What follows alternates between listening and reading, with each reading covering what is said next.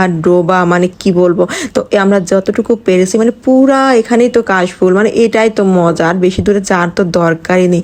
এখানে প্রচুর মানুষ আসছে মানে ছবি নেওয়ার জন্য, যারা যারা নিচ্ছে ভিডিও করতেছে, মানে ওই যার যার মতো শেষে আর কি।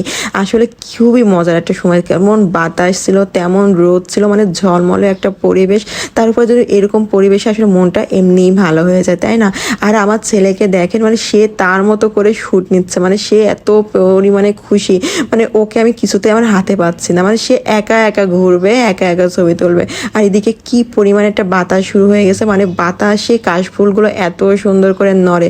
আসলে নিজেকে ভালো রাখার জন্য আর নিজের মনটাকে ভালো রাখার জন্য বেশি কিছু দরকার হয় না। যদি আপনার হাতে শক্ত একটা মানুষের হাত থাকে আর আপনার কাছে যদি একটা আমার মতো বাচ্চা থাকে, মানে এ থাকলে তো দুনিয়ার সব সুখ মনে হয় একসাথে, ঠিক না?